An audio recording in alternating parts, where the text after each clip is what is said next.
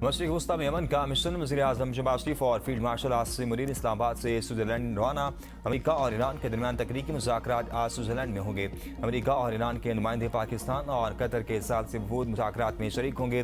पाकिस्तानी दफ्तर खारजा का कहना है कि पाकिस्तान बतौर सालिस इस्लामाबाद मफाहमती याददाश्त पर अमल दरामद में सहूलतकारी जारी रखेगा। मुज़ाकरात का मकसद इस्लामाबाद मफाहमती याददाश्त के तहत तय पाने वाली मुफाहमत को आगे बढ़ाना है। पाकिस्तान और कतर सालसी किरदार के जरिए खित्ते में पायदारी की कोशिशें जारी रखेंगे। वज़ारत खारजा का कहना है ईरान और अमेरिका के दरमियान मुज़ाकरात जारी हैं। मुख्तलिफ ममालिक के सफारतकार बातचीत बरकरार रखने के लिए कोशा हैं। सफारतकारों और मुज़ाकरात से मुतल्लिक मज़ीद मालूमात फराहम नहीं की जाएंगी। मुज़ाकरात आसान बनाने के लिए खुफिया काबिल एतमाद माहौल फराहम कर रहे हैं। एक्सियोस के मुताबिक अमेरिकी खुसूसी एजेंसी स्टीव विटकॉफ और जेरेड कुशनर तकरीब में शिरकत के लिए स्विट्ज़रलैंड पहुंच गए। कतरी वज़ीर आज़म पहले से स्विट्ज़रलैंड में मौजूद हैं। अमेरिकी मीडिया के मुताबिक नायब सदर जेडी वेंस की आज स्विट्ज़रलैंड रवानगी मुतवक्किल है।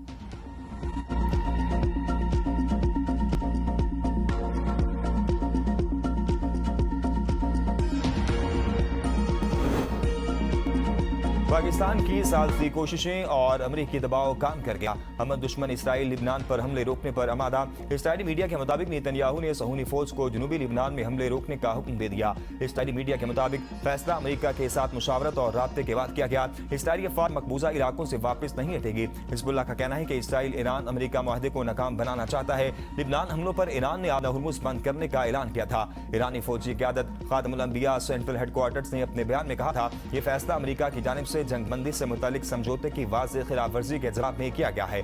अमरीका ने जंग के खात्मे से मुतालिक मुफाहमती याददाश्त की पहली शिक पर अमल दरामद नहीं किया। इसराइल जनूबी लिबनान में मुसलसल जंगबंदी की खिलाफवर्जियां कर रहा है।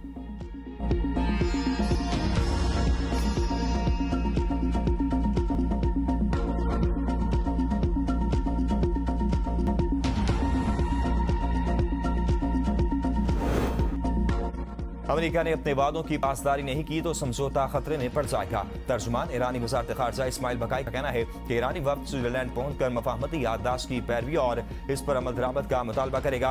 अमेरिका ने अपने वादों की पासदारी से इनकार किया तो ईरान जनूबी इक़दाम करेगा। हमने ऐसा कोई मुआहदा नहीं किया जिस पर अमल दरामद न हो सके। हमारा उसूल वादे के बदले वादा है। स्विट्ज़रलैंड का दौरा मुज़ाकरात के दूसरे मरहले का आगाज नहीं बल्कि मफाहमती याददाश्त पर बिलमुशाफा दस्तखत के लिए किया जा रहा है। नायब वज़ीर खारजा सईद खतीब कहते हैं ईरान सिफारती अमल जारी रखने के लिए तैयार है। गजा समेत तमाम महाजों पर अमन चाहते हैं। आपने हुर्मुज़ में जहाज रानी की सहूलियात जारी रहेगी। 60 रोज तक कोई फीस आयद नहीं की जाएगी। आपने हुर्मुज़ के इंतजाम के लिए नया निज़ाम मुतारिफ कराया जाएगा।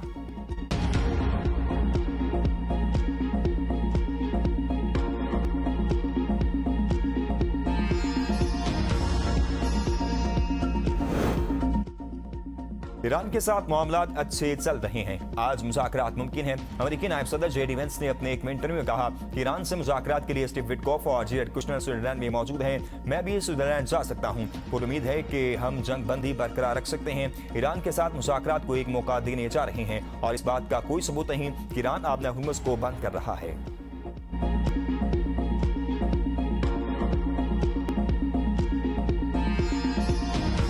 अमेरिका ईरान मुज़ाकरात। वज़ीर दाखिला मोहसिन नकवी की तेहरान में ईरानी सदर डॉक्टर मसूद पेज़ेशकियान और ईरानी हम मनसब से मुलाकात। ईरान अमेरिका मुज़ाकरात के अगले मरहले पर तबादला ख्याल किया गया। दो तरफा ताल्लुकात, इलाक़ाई सूरत-ए-हाल और बाहमी दिलचस्पी के अमूर पर भी ज़ेर बहस आए। मोहसिन नकवी की ईरानी हम मनसब सिकंदर मोमी से भी मुलाकात। इलाक़ाई सूरत-ए-हाल पर तबादला ख्याल। दोनों वज़राए दाखिला ने अमेरिका ईरान मुआहदे को खित्ते में पायदारी की जानिब मस्बत कदम करार दे दिया।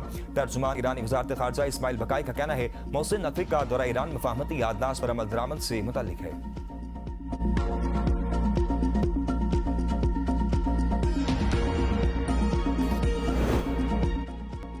ईरान के साथ अमन मुआहिदा। ट्रंप ने मुखालिफिन को आड़े हाथों ले लिया। सोशल मीडिया पर जारी बयान में कहा कि डेमोक्रेट्स को समझना चाहिए कि हमने ईरान जंग में कितनी बड़ी कामयाबी हासिल की। ईरान को हालिया जंग में मुकम्मल तौर पर शिकस्त हो चुकी।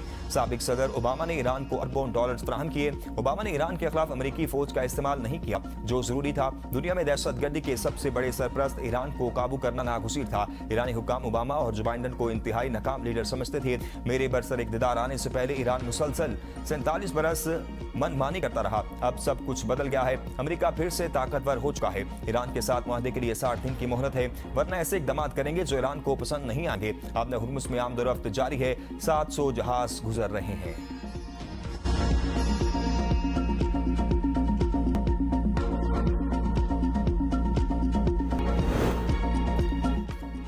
कौमी असम्बली ने 407 खरब 41 अरब के लाजमी अखराजात की मंजूरी दे दी। गैर मुल्की कर्जाजात की अदायगी के लिए 58 खरब 36 अरब 27 करोड़ रुपए, मकामी कर्जाजात की अदायगी के लिए 259 खरब रुपए से जायद के लाजमी अखराजात मंजूर किए गए। ईवान ने गैर मुल्की कर्जाजात के मसारिफ के लिए 10 खरब 71 अरब रुपए से जायद कलीलुल मियाद बैरूनी कर्जों की अदायगी के लिए 1 खरब 30 अरब रुपए और बैरूनी तरक्याती कर्जों और एडवांसेस की मद में 607 अरब रुपए से जायद के अखराजात की भी मंजूरी थी। कौमी असम्बली के लिए 7 अरब 96 करोड़ रुपए, सेनेट के लिए 6 अरब 45 करोड़ रुपए, सुप्रीम कोर्ट के लिए 7 अरब 44 करोड़, विफाकी आईनी अदालत के लिए 6 अरब रुपए से जायद और इस्लामाबाद हाई कोर्ट के लिए 2 अरब 36 करोड़ रुपए से जायद के लाजमी अखराजात मंजूर किए गए। सदर मुमलिकत के अमला और अलाउंसेस के लिए 2 अरब 80 करोड़ रुपए से जायद अलाउंसेस, पेंशन के लिए 6 अरब 93 करोड़ रुपए की मंजूरी दी गई।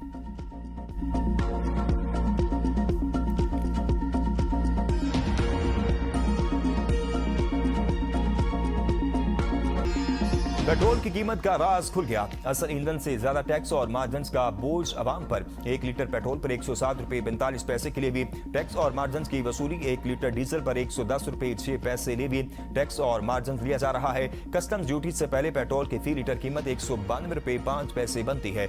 कस्टम्स ड्यूटी के बाद पेट्रोल की एक्स रिफाइनरी कीमत 211 रुपए 37 पैसे फी लीटर है। शहरियों के लिए पेट्रोल की फी लीटर कीमत 299 रुपए 50 पैसे मुकर्रर है।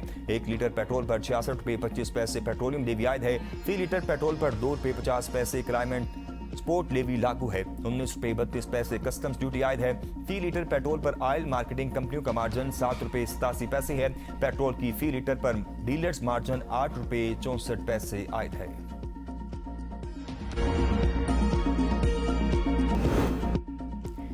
तहरीक इंसाफ की टेलीकॉम कंपनी को लोगों की जायदाद देने की मुखालफत। कौमी असम्बली इजलास में PTI अरकान असम्बली का कहना था कानून साजी होने जा रही है कि कोई भी टेलीकॉम कंपनी जब चाहेगी जायदाद टावर के लिए हासिल कर लेगी। आमिर डोगर ने कहा कि टेलीकॉम कंपनी कौन होती है जो जबरदस्ती घर ले। बैरिस्टर गोहर ने कहा कि कोई भी सूबा अकेले अफाद का मुकाबला नहीं कर सकता। क्लाइमेट फंड के लिए विफाक और सूबों को मिलकर काम करना होगा। असद कैसर का तंबाकू की फसल पर टैक्स खत्म करने का मुतालबा। कहा सिगरेट की डब्बी पर बेशक जितना टैक्स लगाएं तंबाकू पर टैक्स कारगर साबित नहीं हुआ। आमिर डोगर का पेट्रोलियम में कमी और ज़राअत पर टैक्स खत्म करने का मुतालबा। ईरान से गैस और पेट्रोल लेने की तजवीज़।